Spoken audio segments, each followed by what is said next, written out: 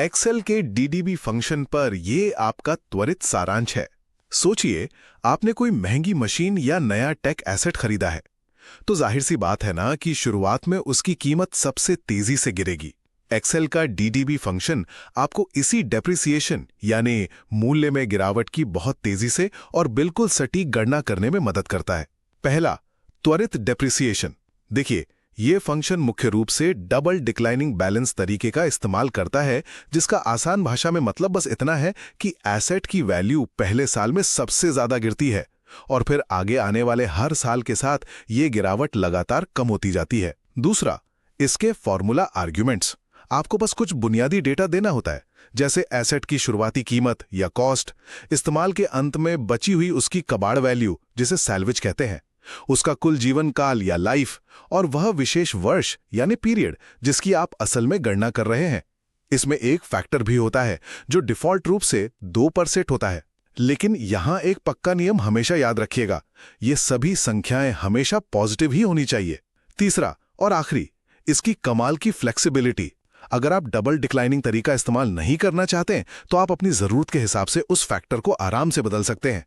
और हां, अगर आपको कभी स्ट्रेट लाइन डेप्रिसिएशन, जिसका मतलब है हर साल एक बराबर मूल्य घटाना, उस पर स्विच करना हो तो एक्सेल आपको वीडीबी नाम का एक दूसरा शानदार फंक्शन भी देता है।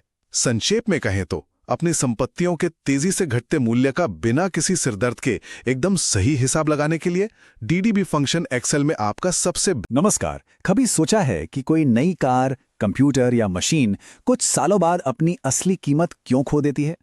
इसी को कहते हैं डेप्रिसिएशन। आज हम एक्सेल के एक बहुत ही पावरफुल टूल डीडीवी फंक्शन को समझने वाले हैं, जो इसी डेप्रिसिएशन को कैलकुलेट करने में हमारी मदद करता है। तो चलिए इसे समझते हैं। तो आज हम क्या क्या देखने वाले हैं। सबसे पहले हम जानेंगे कि यह संपत्ति का मूल्य ह्रास यानी डेप्रिसिएशन होता क्या है।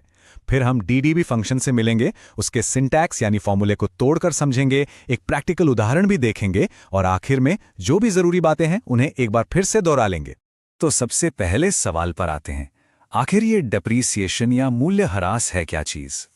देखिए, ये एक बहुत ही कॉमन सवाल है। सोचिए, चाहे ऑफिस का कोई प्रिंटर हो या फैक्ट्री में लगी कोई बड़ी मशीन, वक्त के साथ साथ उसमें टूट फूट होती है, टेक्नोलॉजी पुरानी पड़ जाती है और मार्केट में नए मॉडल आ जाते हैं। इन्हीं सब वजहों से उसकी कीमत कम हो जाती है। अकाउंटिंग की भाषा में कहें तो इसी कीमत की कमी को एक प्रॉपर सिस्टमैटिक तरीके से रिकॉर्ड करने का जो तरीका है, उसे ही हम डेप्रिसिएशन कहते हैं। मतलब किसी चीज की कुल लागत को हम उसके काम करने की उम्र यानी उपयोगी जीवन काल में बराबर बांट देते हैं। अच्छा, अब जब हम डेप्रिसिएशन का मतलब समझ गए हैं तो सवाल ये है कि इसमें एक्सेल हमारी क्या मदद कर सकता है। तो यहीं पर एंट्री होती है हमारे आज के हीरो डीडीबी फंक्शन की। डीडीबी का पूरा नाम है डबल डिक्लाइनिंग बैलेंस। ये एक्सेल का एक बहुत ही खास फंक्शन है जो किसी भी संपत्ति के डेप्रिसिएशन को एक खास तरीके से कैलकुलेट करता है। इस तरीके को त्वरित मूल्य ह्रास विधि या एक्सेलरेटेड डेप्रिसिएशन मेथड भी कहा जाता है। यहां त्वरित या एक्सेलरेटेड शब्द को समझना बहुत जरूरी है। इसका सीधा सा मतलब है कि किसी भी चीज की वैल्यू शुरू के सालों में ज्यादा तेजी से गिरती है और जैसे जैसे समय बीतता है ये गिरावट धीमी होती जाती है। अरे बिल्कुल एक नई कार की तरह है ना, शोरूम से निकलते ही कीमत घट जाती है। तो चलिए अब जरा इसके फॉर्मूले को यानी इसके सिंटैक्स को तोड़कर समझते हैं कि इसे इस्तेमाल कैसे करना है। डीडीबी फंक्शन के फॉर्मूले में ये 5 हिस्से होते हैं: कॉस्ट, सैल्वेज, लाइफ, पीरियड और फैक्टर। घबराइए नहीं, चलिए एक एक करके इनका मतलब समझते हैं। अच्छा, तो एक एक करके देखते हैं। कॉस्ट मतलब वो चीज खरीदी कितने में थी। सैल्वेज मतलब उसकी उम्र पूरी होने के बाद कबाड़ में कितने की बिकेगी। लाइफ का मतलब है कि वो चीज कितने साल या महीने चलेगी।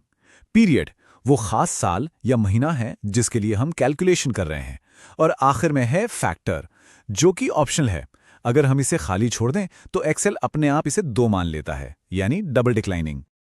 और हां, एक सबसे जरूरी नियम जो बिल्कुल नहीं भूलना है, इस फॉर्मूले में इस्तेमाल होने वाले सभी नंबर पॉजिटिव ही होने चाहिए। यहां नेगेटिव नंबर्स के लिए कोई जगह नहीं है। चलिए, थ्योरी बहुत हो गई, अब इसे प्रैक्टिकली करके देखते हैं। हम एक असली उदाहरण के साथ एक्सेल में डीडीबी फंक्शन का इस्तेमाल करेंगे। तो मान लेते हैं कि हमारे पास एक मशीन है जिसकी शुरुआती कीमत यानी कॉस्ट है 2400 रुपए और हमें पता है कि 10 साल इस्तेमाल करने के बाद इसकी कबाड़ वैल्यू मतलब सैल्वेज वैल्यू सिर्फ 300 रुपए रह जाएगी। अब इसी डेटा से कैलकुलेशन करते हैं। अब देखिए ये फंक्शन कितना पावरफुल है। पहले फॉर्मूले में हमने पहले साल का डेप्रीसिएशन निकाला जो आया 480 रुपए। दूसरे में देखिए हमने लाइफ को 12 से गुणा करके महीनों में बदल दिया तो हमें पहले महीने का डेप्रीसिएशन मिल गया 40 रुपए। और आखिर में देखिए 10वें साल तक आते आते डेप्रीसिएशन घटकर सिर्फ 22 रुपए 12 पैसे रह गया। तो देखा, पहले ही साल में वैल्यू 480 रुपए कम हो गई। यही तो है एक्सीलरेटेड मेथड का कमाल, जहां सबसे ज्यादा गिरावट शुरुआत में ही हो जाती है। याद है हमने एक ऑप्शनल फैक्टर की बात की थी? बाय डिफॉल्ट तो ये 2 होता है, जिसे डबल डिक्लाइनिंग कहते हैं। लेकिन अगर हम इसे बदल दें, मान लीजिए 1.5 कर दें, तो हम डेप्रिसिएशन की स्पीड को कंट्रोल कर सकते हैं।